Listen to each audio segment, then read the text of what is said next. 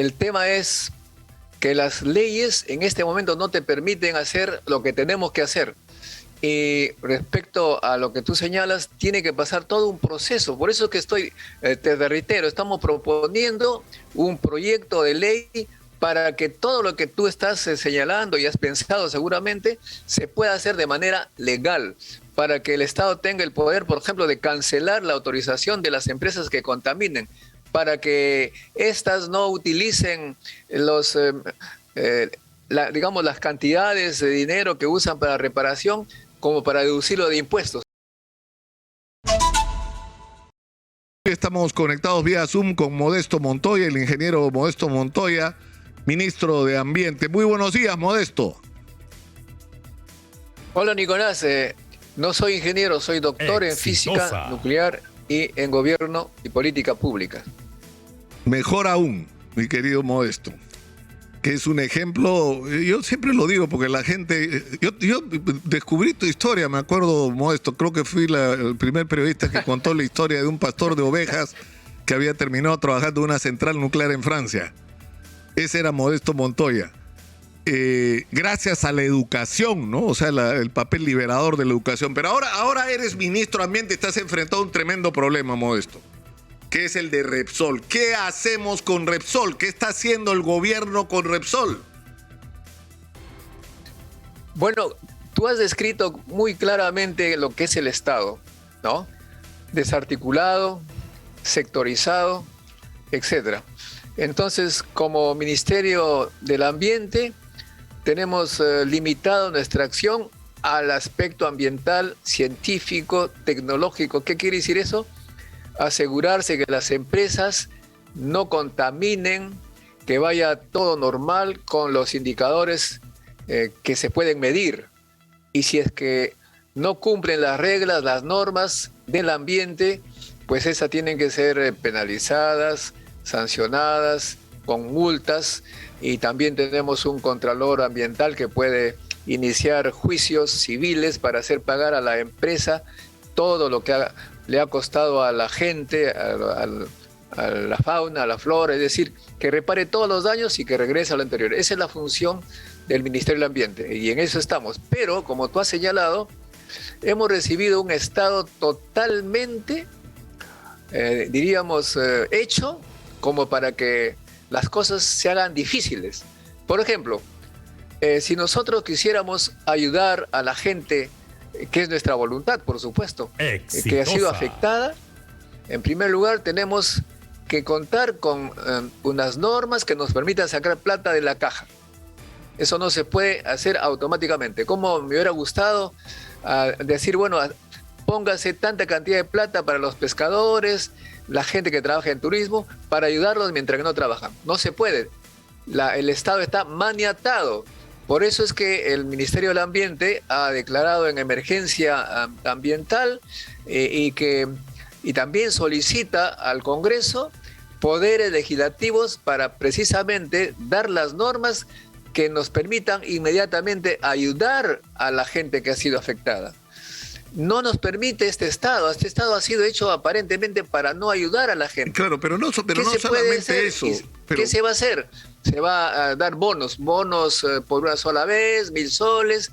Eso es lo que podemos hacer cada uno con su sector, el Ministerio de Producción, el Ministerio de la Mujer, en fin, todos los ministerios, Mincetur, todos se organizan para dar bonos a sus afectados. Y eso me parece que no es posible trabajar así.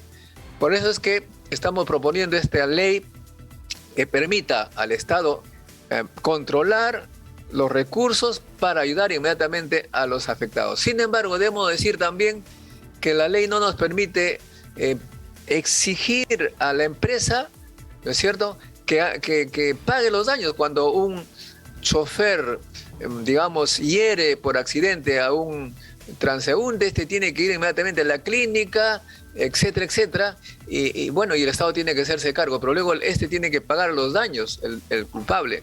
En nuestro caso, me da mucha pena decir que la empresa privada Repsol realmente está dando un mal ejemplo al, a la población, mal ejemplo a las otras pero empresas, el problema es cómo ha sido... Debería ser de manera automática. La empresa privada no tiene esas normas restrictivas. Debería estar ya dando plata para que los pescadores y la gente afectada no sufra hambre.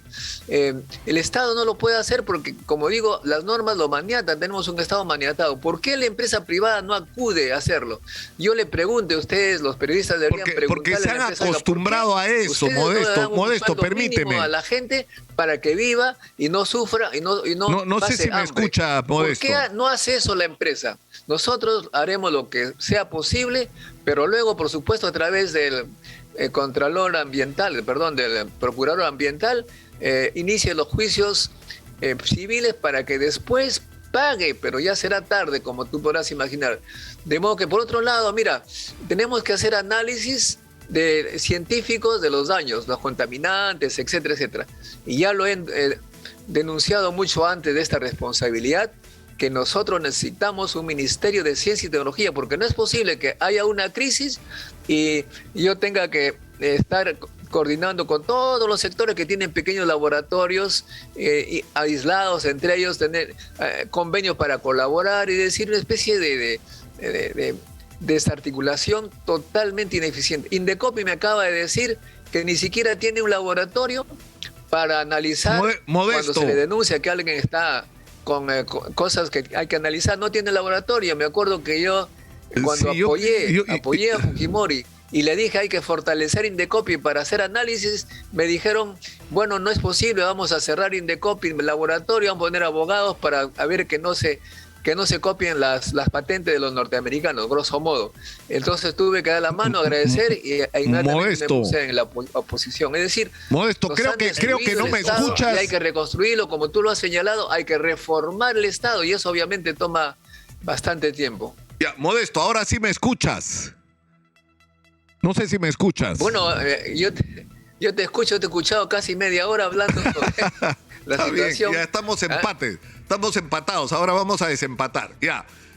Ayer hablando con César Gutiérrez y anteayer conversando con él por el chat, hablábamos de lo siguiente. Repsol ha comprado, o compró en su momento, el año 96, por 180 millones de dólares, más del 60% de las acciones de Repsol y finalmente terminó controlando la compañía. Según los cálculos de César Gutiérrez, que ha sido presidente de Petroperú, esa inversión, exagerando, la recuperó en 5 años. Y es una empresa que puede facturar 4.000 millones de dólares al año. Estamos hablando de una cosa monstruosa, es decir, la más grande refinería del país. O sea, punto número 1, el Estado peruano le regaló a la española Repsol, ¿no?, su mayor patrimonio desde el punto de vista de la refinación por la situación en la que está Talara y que todos sabemos. Pero en segundo lugar, esta empresa se ha acostumbrado a que pese a las enormes utilidades que tiene, es negligente, pues, porque ahora resulta que está diciendo que la culpa es de la Marina, que la culpa es del capitán italiano del buque que es el que estaba trasladando el crudo. O sea, todos tienen responsabilidad menos ellos, y que se van a ir al Poder Judicial y que según los cálculos de César Gutiérrez podría demorar 10 años porque así se hacen las cosas en el Perú. Es decir, y el Estado mira para el techo y no asume la defensa de los intereses de los ciudadanos. Tiene que haber alguna forma, Modesto. Alguna forma. O sea, nosotros le hemos dado todo a Repsol. Repsol tiene explotación en la selva. Repsol está metida en el tema del gas. Repsol tiene la más grande refinería del país. Repsol tiene una tremenda cadena de grifos y Repsol nos escupe en la cara, porque eso es lo que están haciendo. Y cuando les reclamamos, nos dicen, me voy al Poder Judicial, nos vemos dentro de 10 años. No puede, Modesto. No puede ser. Tenemos que tener un mínimo de dignidad como país, ¿no? Tiene razón, Nicolás, por supuesto, de acuerdo contigo. Es por eso que estamos solicitando una reforma total de las leyes que permitan al Estado que lo desaten. Como está maniatado, tiene que desatarlo para que actúe con más rigidez, con más fuerza y que luego no estén diciendo abuso de poder, etcétera.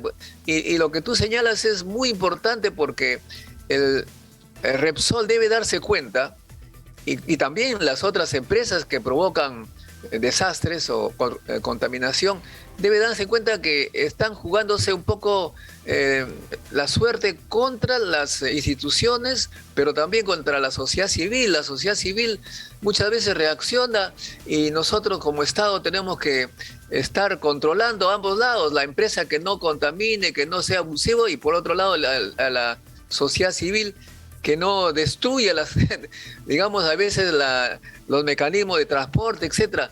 Es decir, el Estado tiene efectivamente que apoyar a la población, defenderla contra las empresas abusivas, pero las empresas, por favor, tienen que darse cuenta que están poniéndose a la población en contra, y después nos exigen que seamos duros, que metamos la policía, que vayamos corredor, hay que sacar a los campesinos porque están desbocados, hay que un poco más y nos piden que vayamos con las Fuerzas Armadas, y la empresa privada no hace nada para, digamos, limpiar, para defender a la población de los daños que ellos mismos causan. Creo que tenemos que reformar el Estado y tiene que haber una conciencia nacional que nos permita comprender cómo defender al Perú. Estamos conectados vía Zoom con Modesto Montoya, ministro de Ambiente, que nos acaba de decir antes de la pausa que hay que hacer una serie de modificaciones, de ajustes en la legislación para permitir que, digamos, las respuestas del Estado puedan ser más eficientes. Pero acá ha fallado el Estado, Modesto. Es decir, está claro que ha fallado la empresa, pero también la respuesta del Estado ha sido, digamos, descoordinada, lenta. O sea, ¿por qué no se contrató inmediatamente producido el derrame con cargo a que esto sea asumido por la empresa Repsol a una empresa que sabe lo que hay que hacer en estos casos? Hay empresas en el mundo recontra especializadas en el control de derrames. Como te decía, Nicolás, el tema es que las leyes en este momento no te permiten hacer lo que tenemos que hacer. Y respecto a lo que tú señalas, tiene que pasar todo un proceso. Por eso es que te reitero, estamos proponiendo un proyecto de ley para que todo lo que tú estás señalando y has pensado seguramente se pueda hacer de manera legal, para que el Estado tenga el poder, por ejemplo, de cancelar la autorización de las empresas que contaminen, para que éstas no utilicen digamos, las cantidades de dinero que usan para reparación como para deducirlo de impuestos. O sea, toda una serie de leyes que se han dado aparentemente para favorecer solamente a la empresa y maniatar al Estado. Todo eso tenemos que destrabarlo. Y por supuesto, el Estado es ineficiente porque está hecho para ser ineficiente. Cuando tú señalas, por ejemplo, que Chancay, allí hay turismo. Mincetur tiene que ir hasta allá por su lado, independientemente produce, va a Ancón, es decir, cada uno tiene su sector. Eso tiene que ser totalmente diferente, tiene que haber una coordinación, un estado de emergencia. Cuando se declara una emergencia y una gestión de desastres, hay una sección que se llama la Secretaría Nacional de Gestión de Desastres. Hay que darle el poder a esta secretaría que está en la PCM para gastar lo que tenga que gastarse, contratar lo que tenga que contratarse para enfrentar lo que la empresa no quiere hacer, que debe hacer. De modo que no es que nosotros no tengamos la voluntad, ¿cómo no la vamos a tener? Lo que pasa es pues que en este momento se puede hacer las cosas. Pero por ejemplo, los pescadores... Como tú dices, me estás señalando que hay gente que va a la cárcel haciendo cola para ir a la cárcel. Si nosotros hacemos algo correcto, eso parece increíble, si tú haces algo correcto, precisamente vas a ir a la cárcel por ello. Conozco muchos ejemplos de gente de buena voluntad que para que el Estado gaste menos compra una computadora por mitad de precio y de mejor calidad que te la venden por las secciones naturales, y al final te hacen un juicio por haber comprado una computadora barata sin seguir los procesos que el Estado te permite. Esto tiene que ser destrabado y eso se hace con una ley para que el Congreso dé los poderes al Poder Ejecutivo para que actúe de manera eficiente, rápida. Me dice Modesto que los pescadores de Chancay van a ir mañana al local del Ministerio de Ambiente y piden que tú los recibas. O sea, que el ministro reciba a los pescadores de Chancay y los escuche para que escuchen lo que están pasando. Es decir, no solo por la afectación que ha habido al turismo en la zona de Chancay, que es obvia, ¿no? sino por lo que están viviendo los pescadores. ¿Te das cuenta? Ahí tienes un caso de que las leyes nos han trabado, porque el Ministerio del Ambiente se dedica a la cuestión ambiental y hemos creado un plan de emergencia que tenemos que coordinar con el Ministerio de Salud para atender la salud. Pero a lo que respecta a los pescadores, quienes están coordinando y de acuerdo a ley corresponde es el Ministerio de la Producción. Es el que se encarga, tiene un fondo, se llama Fondepes, que se dedica a ayudar a los pescadores para mejorar su producción y atender de repente estos temas. El Ministerio del Ambiente no tiene mucho que hacer, sino comportarse como un ciudadano más y pedirle a Produce que actúe. Y Produce está maniatado porque no puede poner plata inmediatamente. De eso se trata, Nicolás. Por eso te he escuchado con atención que tenemos un Estado, no sé si producto de la corrupción, producto de leyes que se hacen para favorecer a las grandes empresas. Como tú sabes, hay empresas que deben un montón de plata y no se les puede exigir porque hay que tener una serie de normas. Incluso en este caso que estamos señalando, hay que hacer un proceso judicial para que, como tú señalas, en 10 años de repente se gane y se recupere la plata. Pero por el momento, efectivamente, debe darse el poder al Estado para gastar lo que tenga que gastarse y apoyar a la gente afectada. Ahora, con respecto a temas más políticos, Modesto, ha habido un incidente con la prensa, el presidente ha pedido disculpas, pero en realidad el fondo del asunto, porque lo que ha dicho Aníbal Torres Vázquez ayer es que el presidente, como es parte de una investigación, supuestamente no puede declarar sobre ella. Pero, es decir, ¿no sería lo correcto para marcar la diferencia? Que la Constitución establece que el presidente no puede ser acusado, pero la Constitución sí permite que el presidente pueda ser investigado. Entonces, si han ocurrido incidentes que involucran a funcionarios y a personas muy cercanas al presidente, ¿no? Como el señor Bruno Pacheco, de hechos que han ocurrido en el espacio del despacho presidencial y la fiscal de la Nación ha concluido que hay elementos para que el presidente sea investigado, ¿no sería lo correcto para marcar la diferencia que el presidente se avenga y diga que me investiguen ahora? No voy a esperar el 2026, que me investiguen ahora. ¿No sería eso un gesto correcto y consecuente además con la promesa de hacer las cosas diferentes? Bueno, mira, ahí estás tocando temas que francamente no comprendo muy bien. Estoy dedicado a la ciencia, pero efectivamente el presidente seguramente va a responder ante ello. Estoy seguro que Pedro Castillo, yo tengo confianza en él, es un hombre correcto, honesto y por supuesto va a hacer las cosas necesarias para que esté clara su inocencia ante la sociedad, ante la población. Claro, pero más allá de... Es decir, porque la respuesta es el presidente no tiene por qué hablar de eso. O sea, pero lamentablemente, Modesto, no ha sido la prensa la que ha introducido el tema. No. Es decir, yo decía el otro día, ¿quién puso en el escenario a Karelim López, a Bruno Pacheco, al señor Samir Abudayev? No han sido los periodistas, es gente que ha estado en Palacio de Gobierno, ¿no es cierto?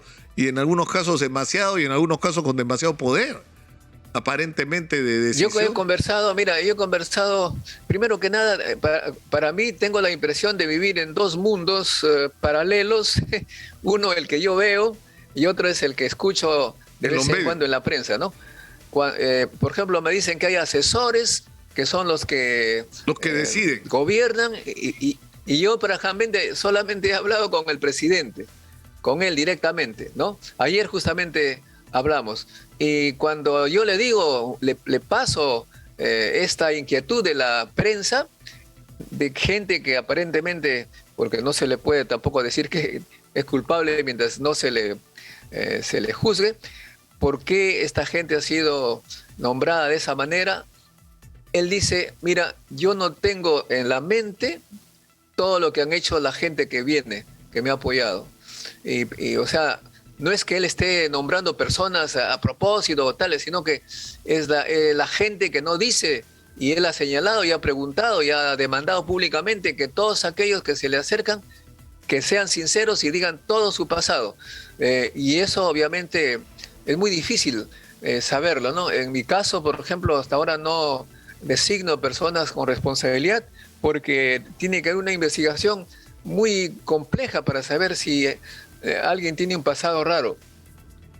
Creo que el presidente, yo tengo confianza en el presidente y yo le he sugerido que trate de ser más estricto con la selección, porque estamos pues, es la necesidad para que el Estado no se haga de personas que, justamente decía, hay gente que nos quiere hacer daño dentro del propio Estado, tenemos gente que quiere hacer daño al Estado. Hay que tener cuidado, me ha advertido, a mí personalmente me hizo, doctor Montoya, hay gente que trabaja en el Estado y que hace daño al Estado. Hay que tener los ojos bien abiertos. Eso es lo que él me dice a mí. Pero por otro lado, en la prensa escucho otra cosa. Después, en fin, no puedo no te puedo dar más detalles, pero te digo que yo en el Consejo de Ministros escucho cosas que me parecen correctas. Escucho al ministro de Salud que habla que prioridad la vacuna, que hay que vacunar a todos, de manera correcta, intensa, y por otro lado escucho de vez en cuando la prensa que dice que el doctor Condori es antivacuna. De modo que ves, tengo dos mundos paralelos y en el que yo estoy, en el oficial, me parece que las cosas van correctas. Y por supuesto también critican al profesor Aníbal Torres, que tiene su carácter y nos pone a todos así de manera recta, y hay veces pues hay gente que lo malinterpreta y piensa pues que es un hombre autoritario. Yo el doctor Torres lo respeto y nos respetamos, tiene su carácter, pero no tiene esa, me parece a mí, esa estructura dictatorial que algunos quieren, o autoritaria que le quieren imponer.